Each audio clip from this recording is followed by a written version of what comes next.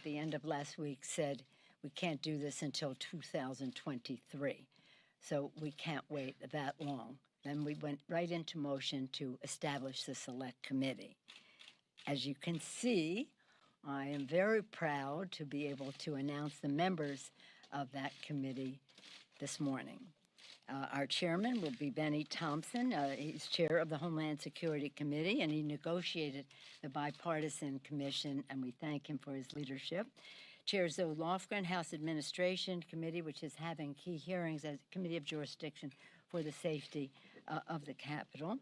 The intelligence being very important to this, Chair Adam Schiff of the Intelligence Committee. Pete Aguilar, House Appropriations Committee. That is a committee of jurisdiction for this, as well as being a member of the House Administration Committee.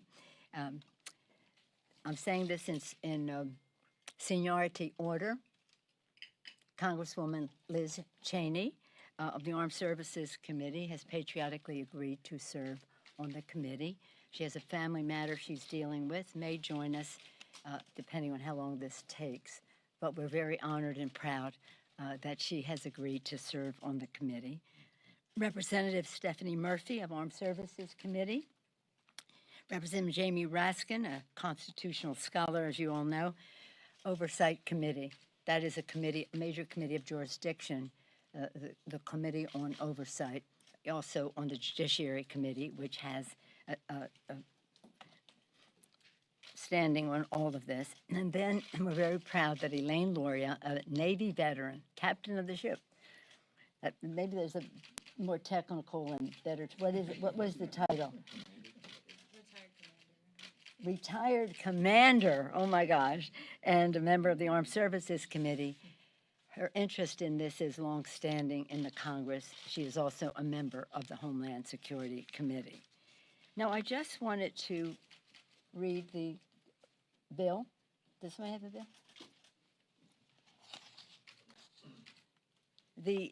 It's really important for you all to know what our purpose is for this. And that is that the findings of the legislation speak to the testimony of the director of the FBI, when he basically said there were more deaths from domestic terrorism than from global terrorism in our country in the previous year.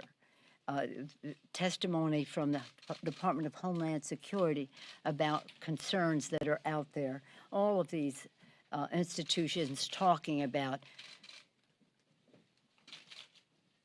well, I hate to even go there, but it's what they have said in terms of white supremacy, anti-Semitism, Islamophobia, all of these attitudes that have contributed to what happened on January 6th. And so that is our purpose. Do we have, you can go to speaker.gov to read the findings which establish the purpose of what we are setting out to do, to make sure that this never happens again. I just put out a press release so you have the names of the members on the committee. Again, it was our hope that we could have done this with a bipartisan outside commission. Maybe one day that will be possible. It took 14 and a half months for the 9/11 Commission to be signed into law. Perhaps this is on the horizon. But in the meantime then, and the meantime now, it was going to be a congressional investigation. Then I happened to be a co-chair of that investigation. It was bipartisan and bicameral.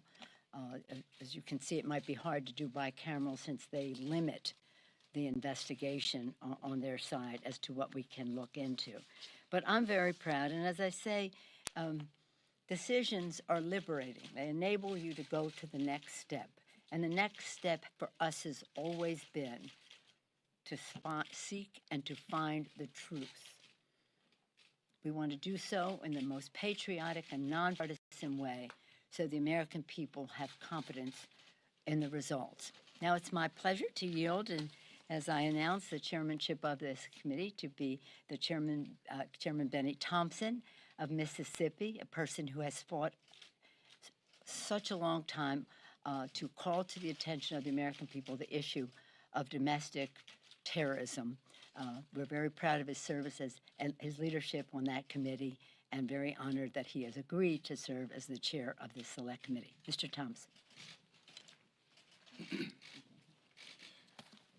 Thank you very much, Madam Speaker. I thank you for your steadfast commitment to getting to the truth behind the January 6th domestic terrorist attack on the Capitol.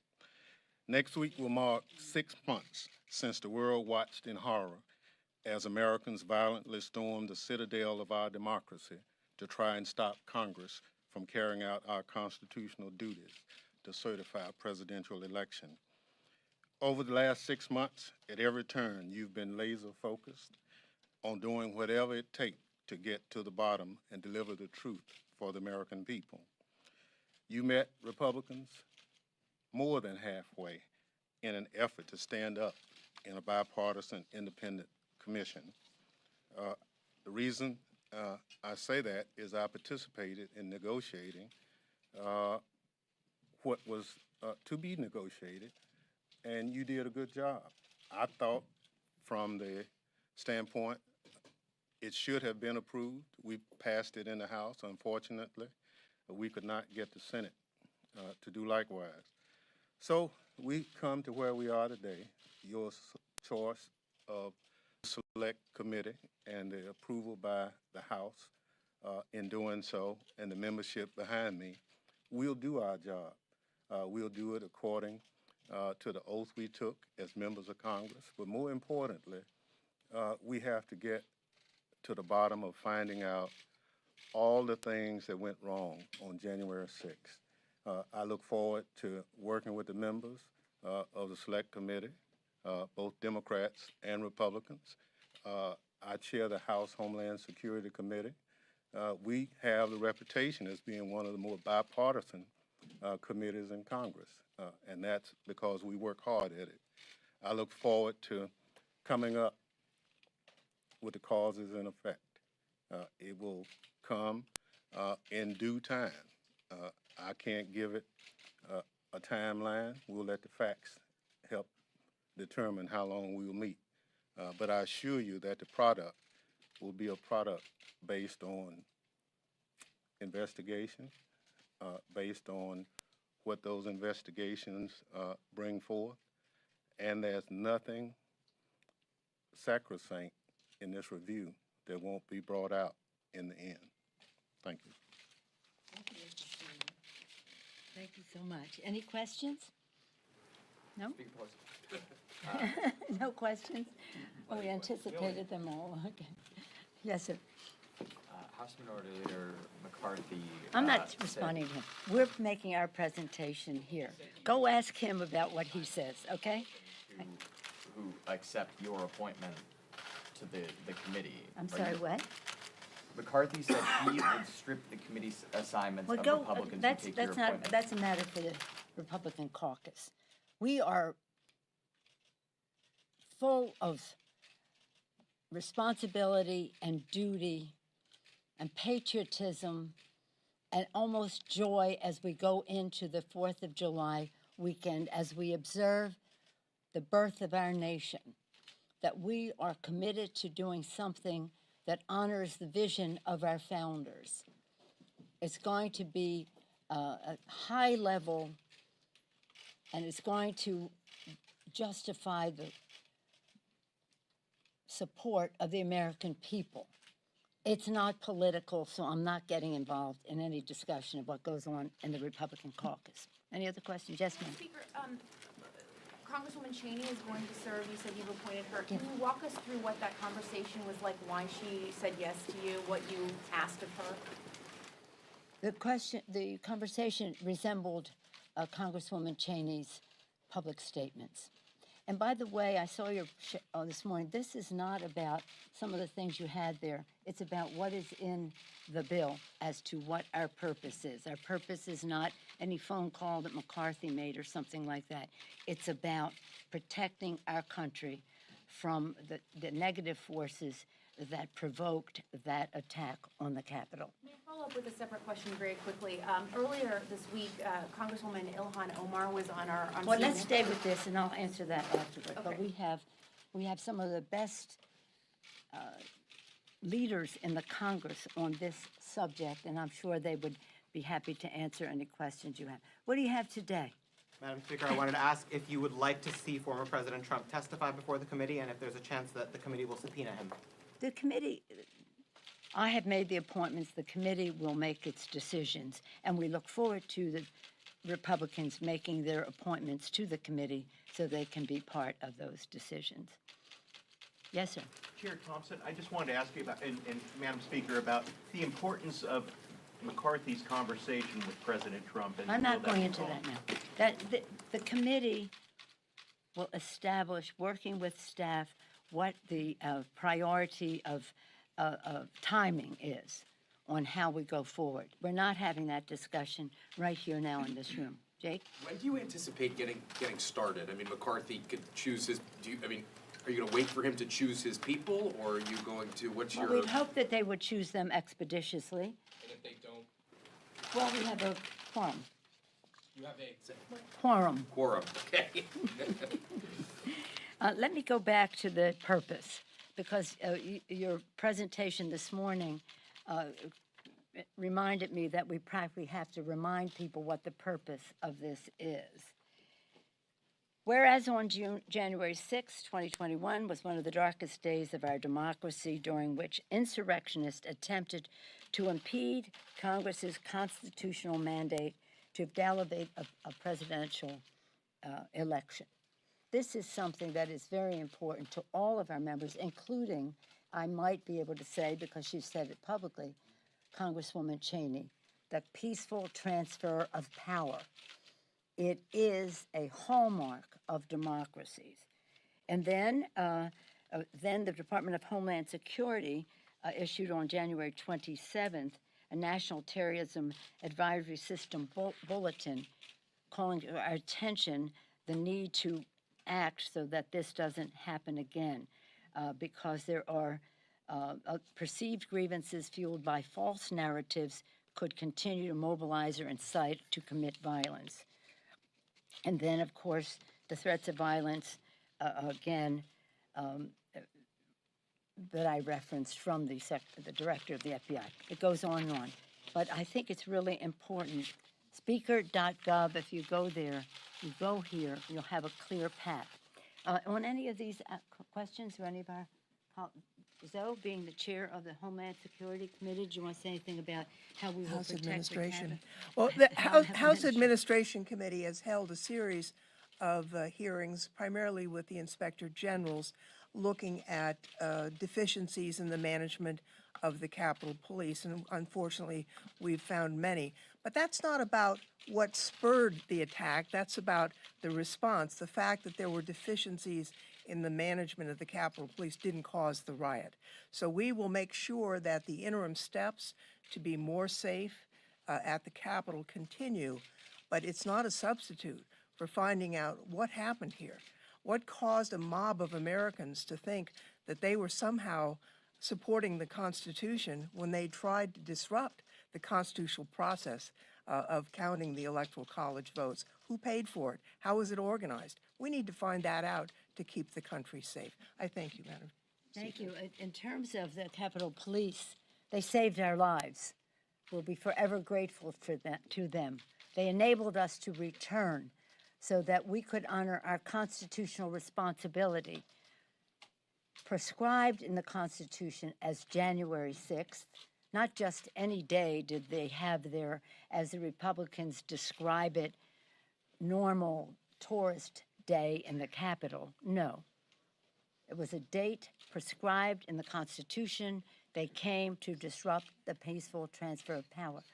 And how could the Capitol Police ever suspect that the President of the United States would incite an insurrection?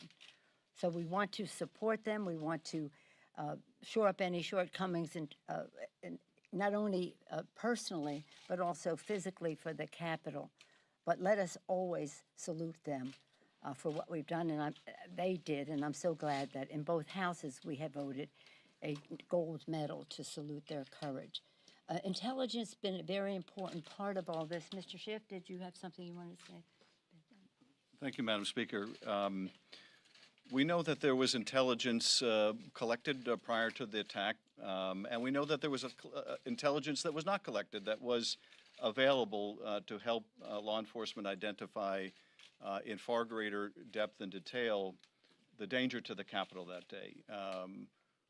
Why that intelligence wasn't gathered, whether the intelligence that was gathered was appropriately shared, whether that intelligence was acted upon.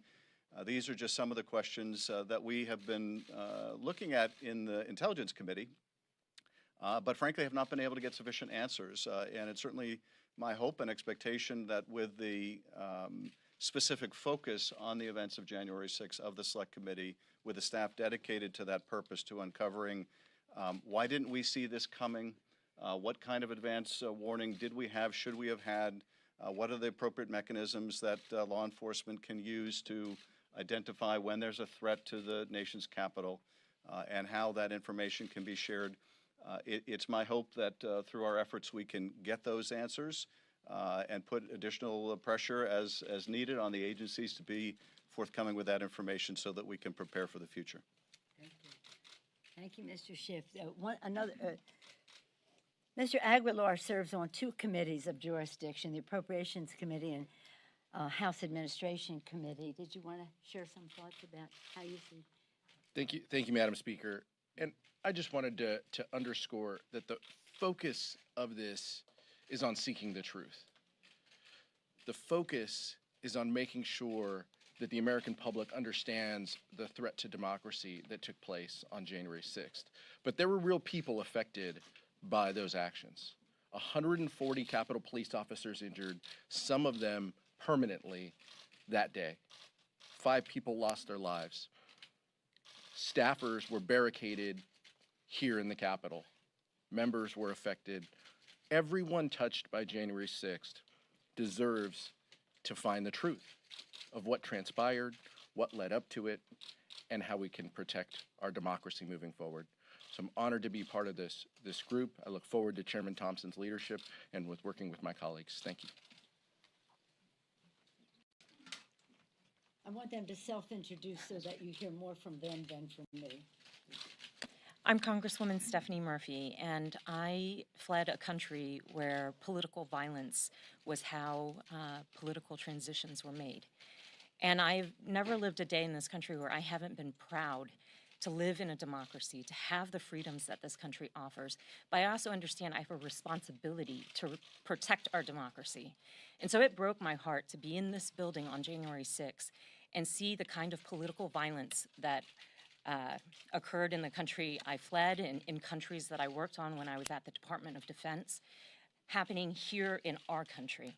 And so I look forward to executing my responsibility on this committee to understand fully exactly what happened on January 6th, what is motivating domestic terrorism, and how we build a better whole-of-government approach to addressing domestic terrorism, and how we secure the citadel of democracy here at this Capitol.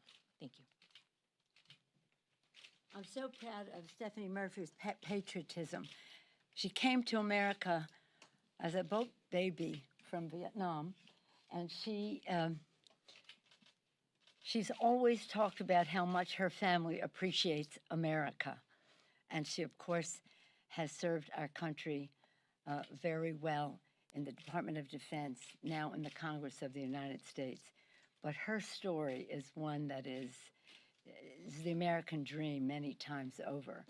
I now want to yield to the distinguished, no stranger to any of you, because he serves on so many of committees of jurisdiction in this regard: Judiciary, Homeland, Judiciary, House Administration, and CORE, the Committee on Oversight. Mr. Jamie Raskin. Madam Speaker, thank you very much, Mr. Chairman.